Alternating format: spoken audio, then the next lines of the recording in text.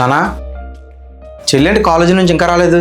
ఏమోరా, చెల్లి కాలేజ్ 5:30కి అయిపోతుంది, కానీ ఈ మధ్య ఎందుకో గంట లేట్గా వస్తుందిరా. చెల్లి ఆగు, నీ కాలేజ్ 5:30కి అయిపోద్ది, మరి నువ్వేంటి రోజు గంట లేట్గా వస్తున్నావు? ఎందుకలా ప్రతిదీ అడుగుతారు? నా మీద ఏదో అనుమానం ఉన్నట్టు. వచ్చేసాను కదా, ఎక్స్ట్రా క్లాస్ వల్ల గంట లేట్ అయింది అంతే.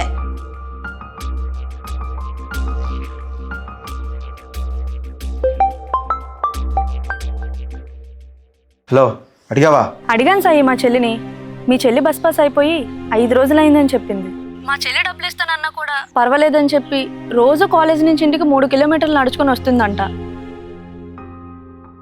చెల్లి బస్ పాస్ అయిపోయిందని మాకు చెప్పాలి కదరా, ఎందుకు చెప్పలేదు?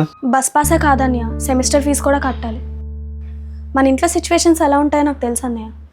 నాన్న చూస్తే 3 నెలల నుండి ఆరోగ్యం బాగోక పనికి వెళ్ళట్లేదు. నువ్వు కూడా వాళ్ళని వీళ్ళని అప్పు అడుగుతున్నావు అని విన్నాను. అందుకే నేను నా ఫ్రెండ్స్ని అప్పు అడిగాను అన్నయ్య, కానీ వాళ్ళు లేవనేసారు. అందుకే మీకు భారం అవడం ఇష్టం లేక రోజు నడుచుకొని వెళ్ళిపోతున్నాను. తల్లి, ఈ ఎండలో దూరం నడుచుకురావడం నేను చూస్తే నేను భరించలేనమ్మా. మా ఫ్రెండుల అపార్ట్మెంట్లో ఒక స్కూటీ అలా పడేసి ఉంచారు. మా ఫ్రెండ్ అడిగేసి తాళం తీసుకొచ్చాను. అరే సాయి, రోజు చెల్లికి కాలేజ్ డ్రాప్ చేస్తుంటారా? ఈ 2-3 రోజుల్లో చూసి చెల్లి సెమిస్టర్ ఫీజు డబ్బులు చూసుకొని ఒక సెకండ్ బండి కూడా కొనుక్కుందారా? సరే నాన్న. నాన్న పర్వాలేదు, నా వల్ల మీరు ఇబ్బంది పడడం నాకు ఇష్టం లేదు నాన్న. చెల్లి, జీవితంలో కష్టాలు వస్తుంటాయి పోతుంటాయి, ఉన్నంతలోనే మనం అడ్జస్ట్ అయ్యి బతకాలి. కానీ ఇలా కాలు నొప్పి పెట్టేలా నువ్వు రోజు కాలేజ్ నుంచి నడిచొస్తే అది చూసి మేము తట్టుకోలేమమ్మా.